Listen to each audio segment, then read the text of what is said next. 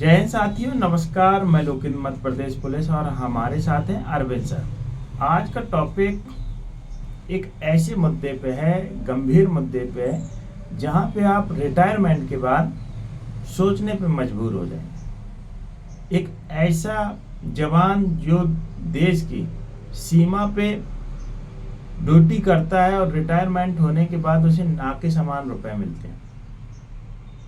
एक वीडियो बहुत तेजी से वायरल हुआ जो एनपीएस को लेके मुद्दा और चर्चा हो रही है। ऐसा क्यों? क्योंकि उसमें बताया गया है कि उस जवान ने 20 साल नौकरी की और 20 साल नौकरी कंप्लीट होने के बाद जब वो घर आया तो उसको रिटायरमेंट के बाद जो उसकी पेंशन है मात्र 13,000 रुपये बनी। 20 साल के बाद उसकी जो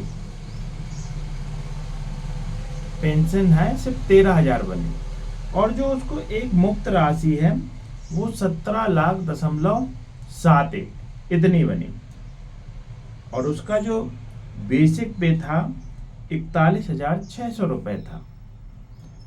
अब 13,000 रुपये ये एनपीएस के थ्रू बना। आपको जैसे पता है कि एनपीएस है और 1 अप्रैल 2025 से यूपीएस लागू हो जाएगा और 2004 से पहले जो हैं वो आपके ओपीएस में आएंगे। अरविंद सर आपको एनपीएस के बारे में थोड़ी सी जानकारी देंगे, कितना सरकार का कटता है, कितना आपको बाद में मिलता है, इसके बारे में बताएं।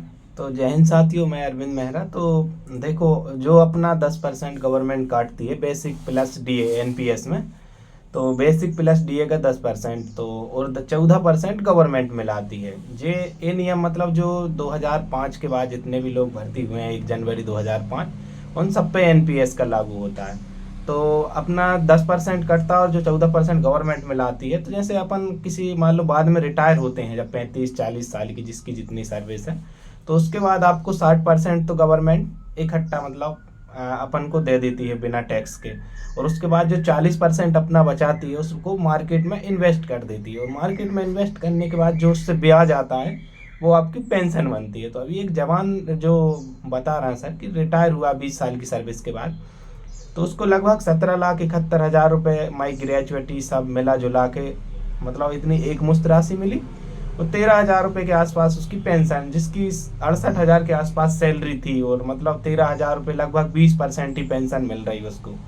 तो एनपीएस में यही बस घाटा है। बाकी यदि ओपीएस में होता तो उसको लगभग 30 प्लस 34,000 के आसपास सैलरी मिलती उसको पेंशन। लेकिन इसमें से 13,000 और 13,000 में क्या ही होता है। अब तो आप ही बता सकते हैं कि एनपीएस बढ़िया था या ओपीएस।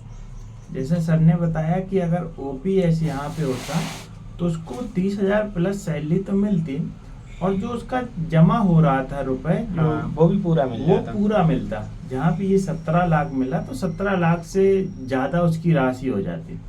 कहीं ना कहीं जो कर्मचारी हैं वो एनपीएस लेके, ये जवान का जो वीडियो है यूट्यूब पे देखा गया और उनके अंदर निराशा कि आज के दौर में इतनी महंगाई में 13,000 में घर चलाना बड़ा मुश्किल है।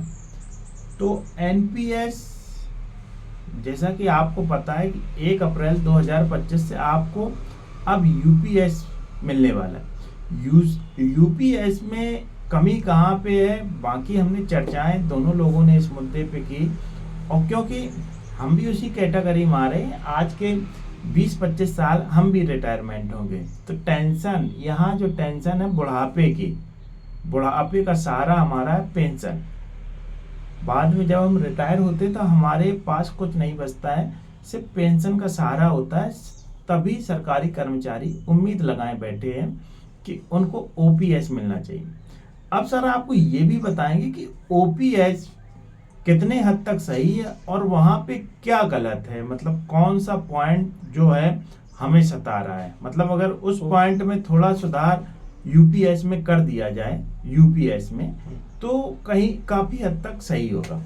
तो देखिए, जो यूपीएस है तो यूपीएस में सबसे ज़्यादा मेन चीज़ तो एक पॉइंट सता रहा है कि जो अपना 10% राशि गवर्नमेंट काटेगी और 14% गवर्नमेंट मिलाती है, लगभग 24% हर महीने जमा हो जाता है। तो उसके बारे में कुछ गजट में साफ साफ नहीं दिया गया है कि वो राशि आपको रिटायरमेंट पर मिलेगी या नहीं मिलेगी। सिर्फ इतना दिया है कि जो आपकी बेसिक है उसका 10% और जो आपकी सर्विस है, ऐसे मेरी 37 साल है तो उसका डबल कर लो, तो उससे गुणा करके जो बस नाम मात्र की एक मुश्त राशि दे देगी और वहाँ की बेसिक प्लस डियरेंस अलाउंस जोड़कर आपको पेंशन दे देगी। तो सिर्फ वो 10% वाला ही डर सता रहा है। यदि उसमें कुछ सुधार होता है तो फिर यूपीएस की तरफ जाना ही पसंद करेंगे हम लोग भी।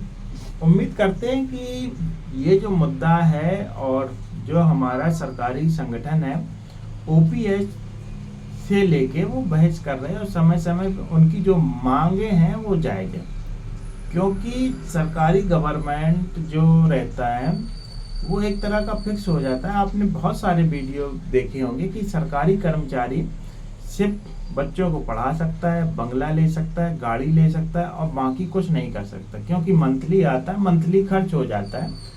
उतना ही बजट होता है जितना व्यक्ति एक महीने का पूरा बजट बना लेता है। जैसे अब हमारी 30,000 सैलरी है तो 25 तारीख तक देखो, जब सरकारी कर्मचारी 1 तारीख को सैलरी आती है तो भैया उसके रुतबे और जलवे बहुत अलग होते हैं कि भैया मैं हूँ, और 30 के बाद फिर एमआई कट जाएगी, रूम रेंट दे दिया जाएगा, दूध वाले का दे दिया जाएगा, किराना का सामान ले, और 15 तारीख तक उस 30,000 में सीधा 10,000 बचते हैं। फिर 10,000 में 25 तारीख तक आते हुए 3-4 हज़ार बचते हैं। तो फिर बाद में वो अपने आप को मैनेज करना रहेगा। तो यही रुपए तो नहीं बचेंगे बाद में, लेकिन जो हमारा सहारा है वो पेंशन है। और जैसा कि सर ने आपको बताया कि यूपीएस में एक अगर सुधार हो जाए कि वो जो मुफ्त राशि है उसको सरकार बढ़िया से अगर उसमें संशोधन कर दे तो कहीं ना कहीं जितने भी जवान हैं उनके अंदर सुकून होगा, तसल्ली होगा, बुढ़ापे का एक सहारा होगा। और जो गवर्नमेंट से उम्मीद लगाए सरकारी कर्मचारी बैठे हुए हैं, कहीं ना कहीं हम लोगों को राहत होगी। तो उम्मीद करते हैं कि मोदी सरकार गवर्नमेंट है जो कहीं ना कहीं यूपीएस के बारे में सोचेगी, और उम्मीद करते हैं कि आने वाले दिनों में जब तक यूपीएस लागू हो कोई संशोधन हो और हम लोगों में खुशी की लहर देखी जाए। क्योंकि जिस दिन मैंने यूपीएस का सुना था और न्यूज़पेपर में ब्रेकिंग न्यूज यूपीएस अब सभी को मिलेगी पेंशन, तो उसकी शर्तें पता नहीं थी, लेकिन हमारे कहीं ना कहीं दिमाग पे यही चल रहा था कि अब ठीक रहा है यार, चलो ओपीएस। फिर उसमें कहा गया ओपीएस का नाम बदल के यूपीएस कर दिया गया, लेकिन इतना नाम बदल के ऐसा कर दिया जाएगा वो पता नहीं था। तो कहीं ना कहीं सरकार को इस पे सोचना चाहिए। और बाकी जैसा कि हमने बताया कि एनपीएस और यूपीएस और ओपीएस में क्या होता था कि पूरी सैलरी का जो बन रही होती, जैसे हमारी रिटायरमेंट के समय 1 लाख बन रही थी तो उसका आधा कर देते तो 50,000।